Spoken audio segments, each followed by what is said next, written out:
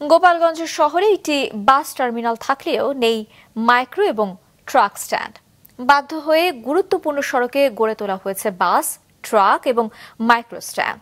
এই অবস্থা থেকে মুক্তির দাবি জানিয়েছেন শহরবাসী। সাবেত আহমেদের পাঠানো তথ্য এবং ছবিতে ডেস্ক রিপোর্ট। রাস্তার উপর দাঁড়িয়েই ওঠানো নামানো হচ্ছে যাত্রী। ট্রাক ও কাভার্ড ভ্যান থেকে খালাস করা হচ্ছে মালামাল। 2 লেন সড়কের 1 লেন দখল করে গড়ে তোলা হয়েছে বাস, ট্রাক ও মাইক্রো স্ট্যান্ড।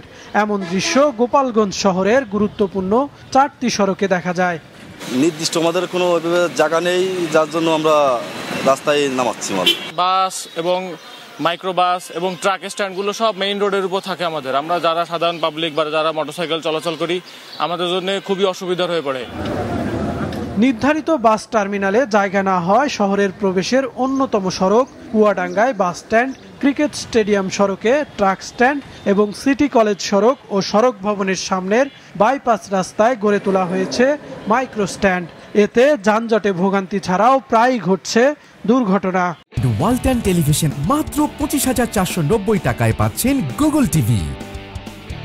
ট্রাক মাইক্রো স্ট্যান্ডগুলো অবৈধভাবে পার্কিং করে রাখছে, এতে জনদুর্ভোগ হচ্ছে প্রচুর। স্ট্যান্ড দেওয়া হয় না, এই জন্য আমরা এই গাড়িগুলো এখানে রাখি রাস্তার উপর দিয়ে।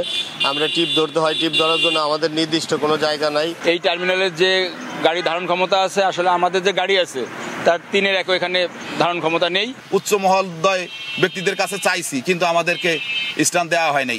স্থায়ীভাবে একটা স্ট্যান্ড দিক, আমরা স্থায়ী স্ট্যান্ডে থাকি, আমরা এখানে থাকবো না।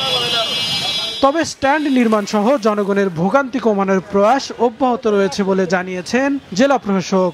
কিভাবে এই স্ট্যান্ডের এবং জনগণের ভোগান্তি কমানো যায় সেই অবস্থানটি চিহ্নিত করার জন্য প্রয়াস অব্যাহত রেখেছি।